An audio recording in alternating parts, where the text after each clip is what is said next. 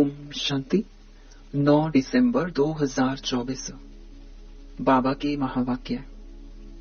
मीठे बच्चे, विनाश के पहले सबको बाप का परिचय देना है। धारणा कर दूसरों को समझाओ, तब ऊंच पद मिल सकेगा। प्रश्न: राजयोगी स्टूडेंट्स को बाप का डायरेक्शन क्या है?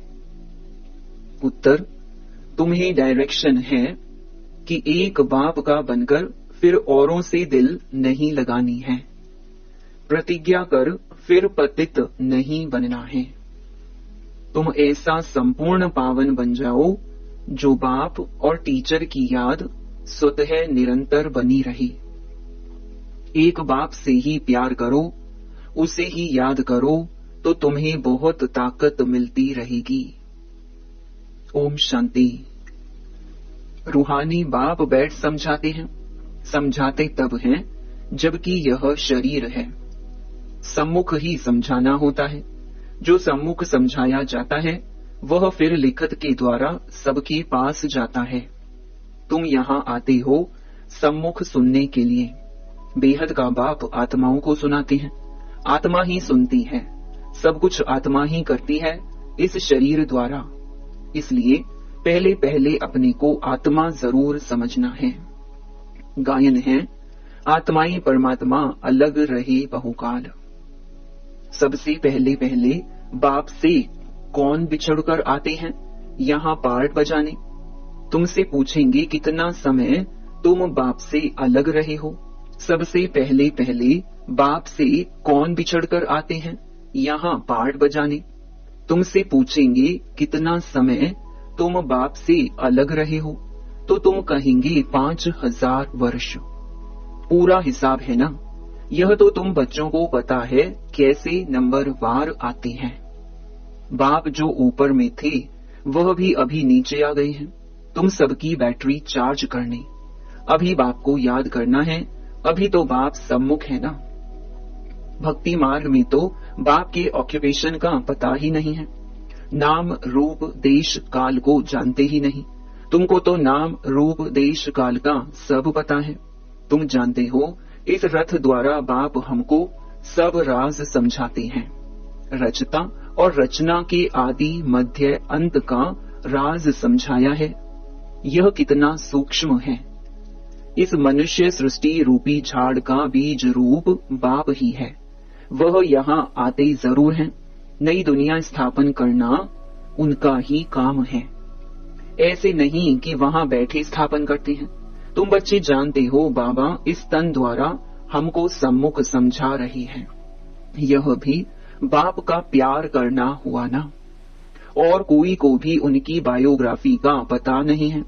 गीता है आदि सनातन देवी देवता धर्म का शास्त्र। यह भी तुम जानते हो। इस ज्ञान के बाद है विनाश। विनाश जरूर होना है।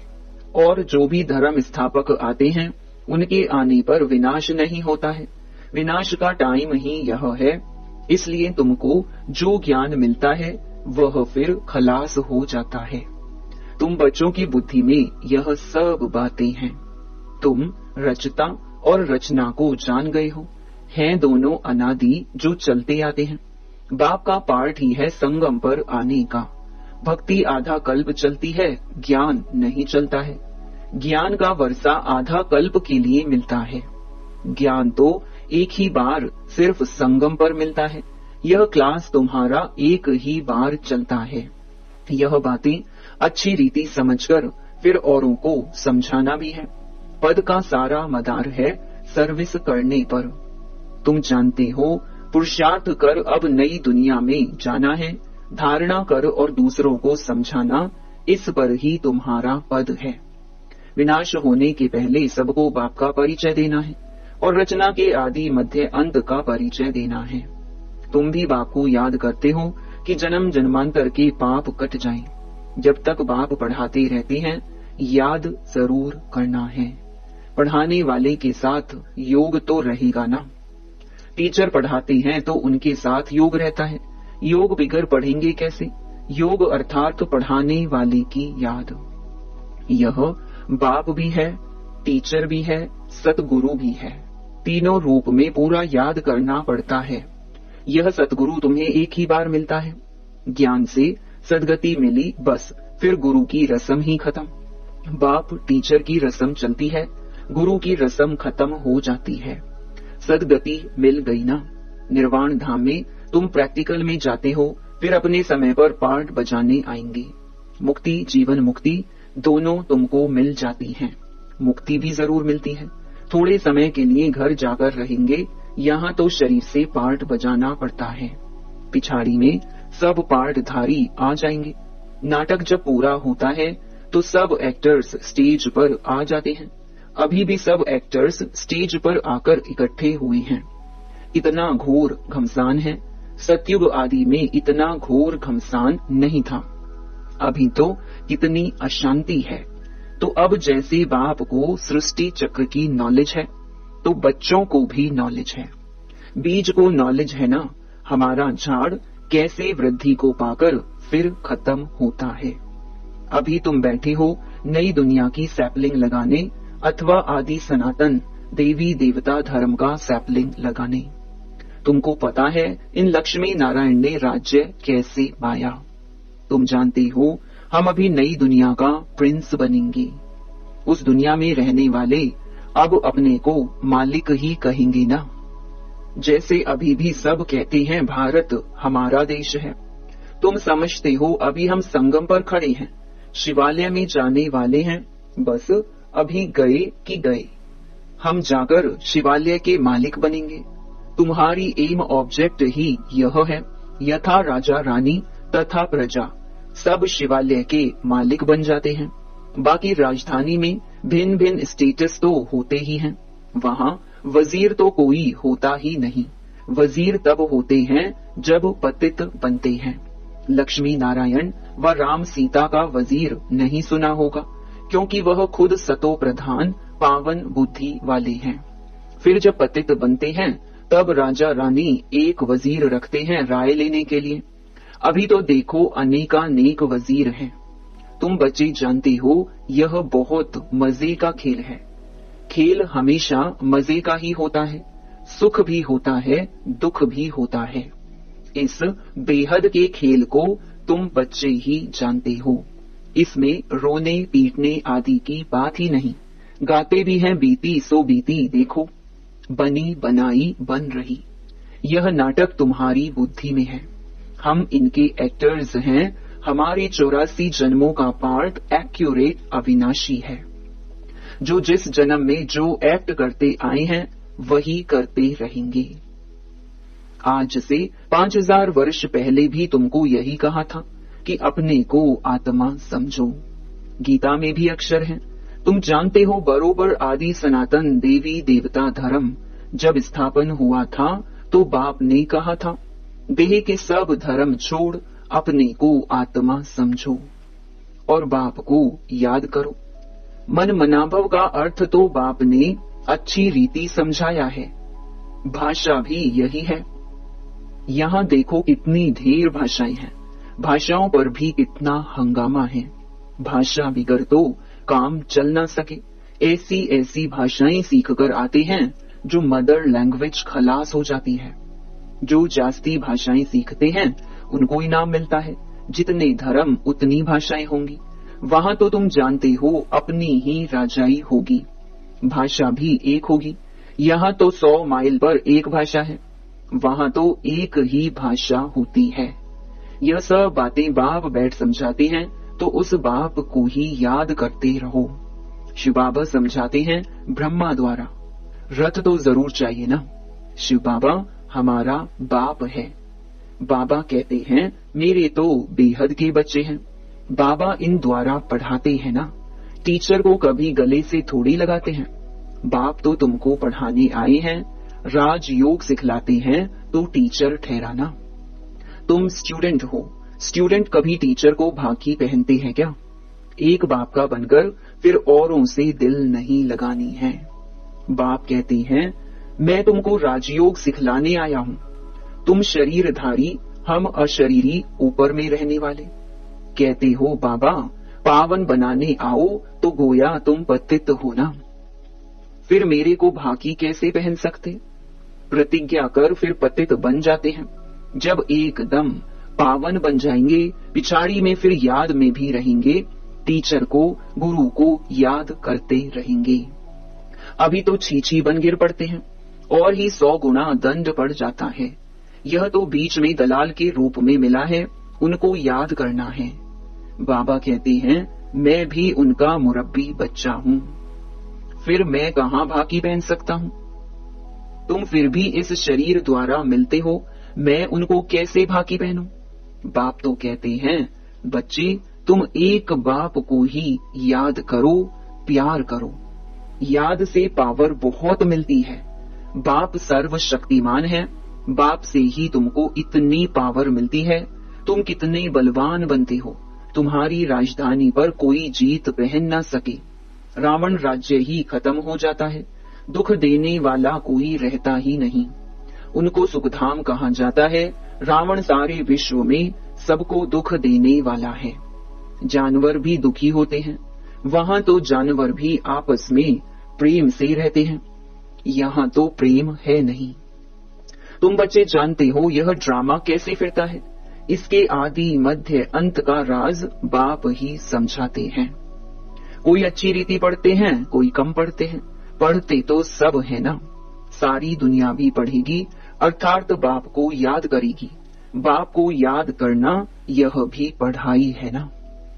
उस बाप को सब याद करते हैं, वह सर्व का सदगति दाता, सबको सुख देने वाला है।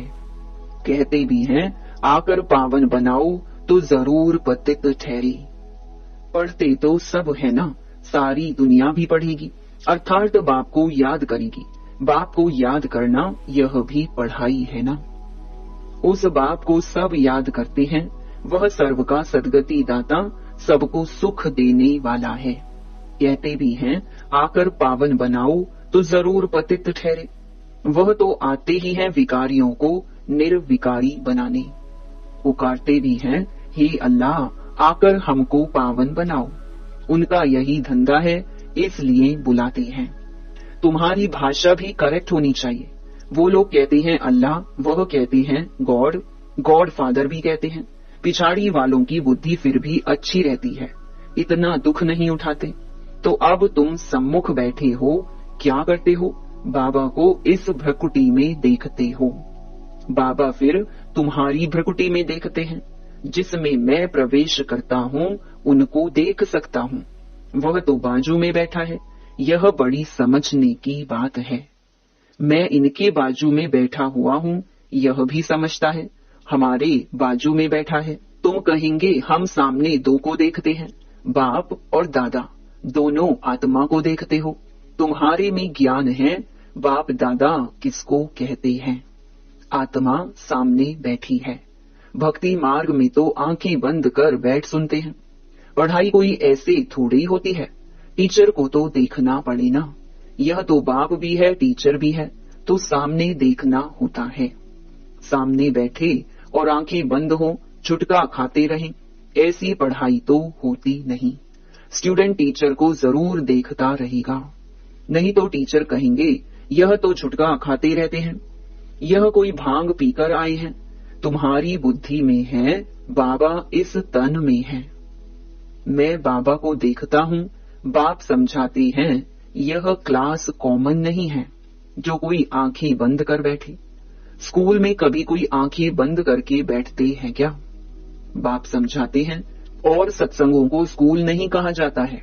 भल गीता बैठ सुनाते हैं, परंतु उसको स्कूल नहीं कहा जाता। वह कोई बाप थोड़ी है जिसको देखे।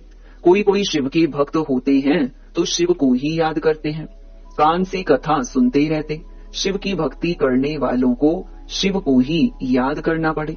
कोई भी सत्संग में प्रश्न उत्तर आदि नहीं होता है। यहाँ होता है। यहाँ तुम्हारी आमदनी बहुत है। आमदनी में कभी उबासी नहीं आ सकती। धन मिलता है ना तो खुशी होती है, उबासी गम की निशानी है। बीमार होगा व दिवाला निकला होगा तो उबासी आती रहेगी। पैसा मिलता रहेगा तो कभी उबासी नहीं आएगी। बाबा व्यापारी भी है। रात को स्टीमर आते थे तो रात को जागना पड़ता था, कोई कोई बेगम रात को आती हैं तो सिर्फ फीमेल के लिए ही खुला रहता है। बाबा भी कहते हैं प्रदर्शनी आदि में फीमेल्स के लिए खास दिन रखो तो बहुत आएंगी। पर्दे नशीन भी आएंगी। बहुएं पर्दे नशीन रहती हैं। मोटर में भी पर्दा रहता है। यहाँ तो आत्मा की बात है। ज्ञान मिल गया तो पर्दा भी खुल जाएगा। सतयुग में पर्दा आदि होता नहीं। यह तो प्रवृत्ति मार्ग का ज्ञान है ना। अच्छा, मीठे मीठे सिकिलधे बच्चों प्रति माता पिता बाप दादा का याद प्यार और गुड मॉर्निंग। रूहानी बाप की रूहानी बच्चों को नमस्ते। धारणा के लिए मुख्य सार। पहला, यह खेल बड़ा मजे का बना हुआ है। इसमें सुख और दुख का पार्ट नूंधा हुआ है, इसलिए रोने पीटने की बात नहीं। बुद्धि में रहे बनी बनाई बन रही बीती का चिंतन नहीं करना है। दूसरा, यह कॉमन क्लास नहीं है। इसमें आंखें बंद करके नहीं बैठना है। टीचर को सामने देखना है। उबासी आदि नहीं लेनी है। उबासी गम दुख की निशानी है। वरदान, संतुष्टता के 3 सर्टिफिकेट ले अपने योगी जीवन का प्रभाव डालने वाले। सहज योगी भव। संतुष्टता योगी जीवन का विशेष लक्ष्य है। जो सदा संतुष्ट रहते और सर्व को संतुष्ट करते हैं, उनके योगी जीवन का प्रभाव दूसरों पर स्वतः पड़ता है। जैसे साइंस के साधनों का वायुमंडल पर प्रभाव पड़ता है, ऐसे सहज योगी जीवन का भी प्रभाव होता है। योगी जीवन के 3 सर्टिफिकेट हैं। एक, स्व से संतुष्ट। दूसरा, बाप संतुष्ट। और तीसरा, लौकिक अलौकिक परिवार संतुष्ट। स्लोगन, स्वराज्य का तिलक, विश्व कल्याण का ताज और स्थिति के तख्त पर विराजमान रहने वाले ही राजयोगी हैं। ओम शांति।